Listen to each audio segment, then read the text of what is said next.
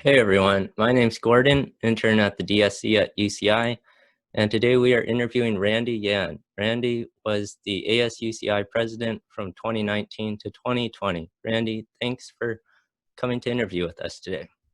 Yeah, thanks for having me, Gordon. Yeah, so let's start with what was your year and major? So I'm an incoming fourth year bio major, uh, planning to minor in public health. Okay, that's interesting. What made you want to choose that major? Biosci, I originally came in as pre-med, but no longer pre-med. So I am on the track to just seeing what, still trying to figure out what to do with my major. So um, there's that. Yeah, I'm sure a lot of us are in that same boat. Mhm. Um, and what made you want to become the president of ASUCI? Right. So I was in ASUCI since my first year of college. So I was an intern at first. And then my second year, I was the bioscience senator. And then I decided that I wanted to do more and that there was an opportunity to do more as the ASUCI president to work on campus-wide initiatives and things on the system-wide UC level as well. And so I ran for president and won during the end of my second year and became president my third year. Okay.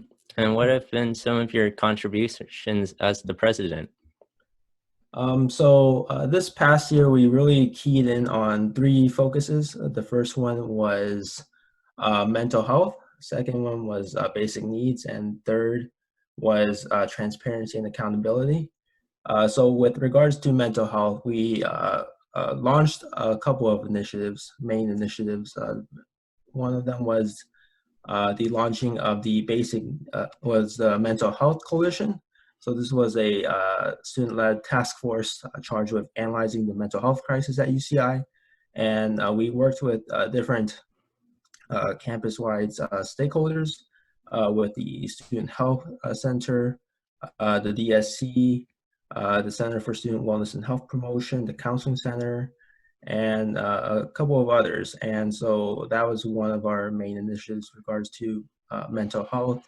We overall launched a lot of events, such as painting in the park, and some other events to help decrease the overall mental health stigma in with college students and at UCI. Um, with regards to basic needs, we once again focused our efforts on housing insecurity, which is one of the main issues at UCI and has been for many years now with the rising housing costs at UCI and in Irvine in general. And we continued the efforts of the Basic Needs Coalition, which was established last year through our Basic Needs Policy Officer. Um, with regards to housing, we also continued the efforts of helping educate students with regards to what housing insecurity for college students look like. We collected housing testimonials through our Housing Security Commission. Um, and did a showcase of our testimonials in early winter. And um, with regards to transparency and accountability, this year we relaunched the President's Corner series. This is a weekly video series in partnership with the Anteater TV organization to showcase the weekly events we have going on and some other information about what's happening in ASUCI, what's happening on campus. We This year I made an effort to send out weekly updates through email to all students, which included the link to the weekly President's Corner series. Um, and overall, I sat on a number of different task forces and committees with UCI administration to focus on various aspects such as public safety, um, pedestrian safety, We looked at a few other uh, areas of interest for students as well. And so I essentially represented the student voice on these committees and task forces and made sure that, student concerns were being voiced out as well in these spaces. Yeah, sounds like a really busy year. And what were some of the things that you did with your and to contribute to the Disability Services Center? Right. So one of the things, like I mentioned earlier, was the Mental Health Coalition. We included DSC as one of our partners in this coalition to help decrease mental illness stigma at UCI, as well as figure out what issues students are facing with regards to mental health and how to analyze and solve those issues and concerns. Um, One of the things we did last year actually was through the Senate, uh, we bought new CCTV systems for the DSC to help because the DSC doesn't receive that much funding, and we saw that as a priority for us in the Senate last year. Um, Overall, can't remember what else we did with the DSC, but I'm sure other offices, such as the Internal Vice President's office, contributed some efforts to work with the DST this year. Yeah, that's good to help them with their funding for equipment like that and accessible technology. So, and what was your involvement with the campus response to COVID-19? Mm-hmm. So when COVID hit, we received the email from Chancellor Gilman saying that students were to go home for spring quarter. Things would be virtual and remote, and so we in ASUCI, the executive team, we realized there were going to be a lot of different issues that would arise. First off, with the end of the winter quarter, finals were happening the next week, and so how would we help out students uh, through that um, lens, right? Helping them because this was definitely a very stressful time for a lot of our students, especially when housing's on the line, and then there's finals and a variety of other factors, people losing jobs and such. And so we advocated and encouraged our campus leadership um, make to tell professors to make finals and end of quarter assignments more accommodating for our students. And so one of the things that we did, so the academic senate, the system, the school's governing body for all academic related matters, they uh, told professors that to make finals more accommodating. And at the end of the day, professors have the final say in how academic decisions work, since there's a lot of academic freedom with professors.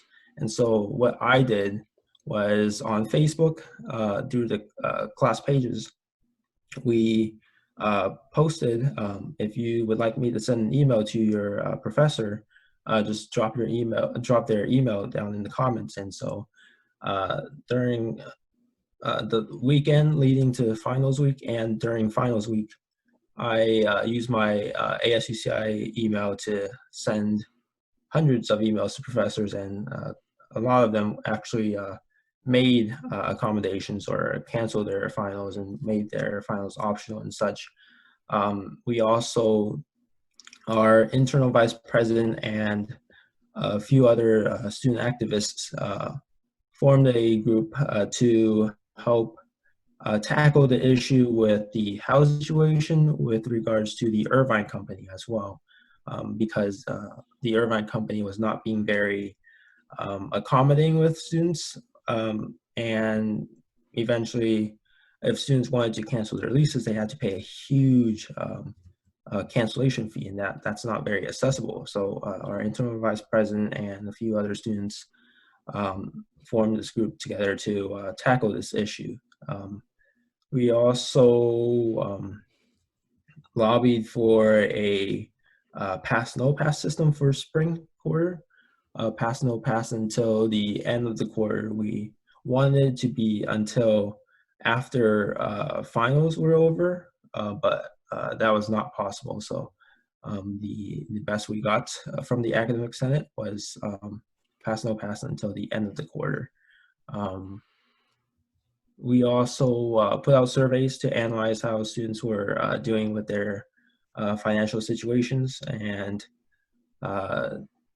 students were not doing too well, to say the least, because a lot of students lost their jobs, their families lost their jobs, and so we wanted to do the best we can. So we launched a ASUCI COVID-19 a resilience grant. So students had the opportunity to apply to receive $1,500 as a grant from ASUCI to help them with their financial needs and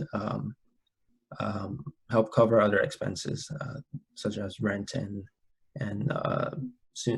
fees and stuff. Wow, it sounds like a lot of things that you had to do and come up with on the fly. And I'm sure a Yeah. lot of the students, including myself, appreciated um, those efforts, like having optional finals Mm-hmm. and all of those things related to the pandemic. And I guess on a lighter note, what are some things that you like to do in your free time? During my free time, I like watching Netflix. With this quarantine, I really started to try out new recipes. So cooking. I've been biking more lately, so those are some of the things I've been doing on my free time. Yeah, it sounds good. Mhm. And well, what is one thing that you would want students to know about ASUCI? About ASUCI, um, oftentimes students say that ASUCI isn't doing enough and we're not representing you fully. And so in ASUCI, we're constantly doing our best to listen to your concerns. So whenever you have any concerns, please bring it to ASUCI, or else, you know, how else would we know what your concerns are? So we make an effort to put out surveys throughout the year. We set up various town halls um, and we have office hours. So on our website, you can find that ASUCI members have office hours. The execs, senators, they all have office hours. So you can feel free to um, bring your concerns to them during those times. And uh, many ASUCI members are very accessible, and you can schedule an office hour that works when you're available. So feel free to do that and voice your concerns to ASUCI.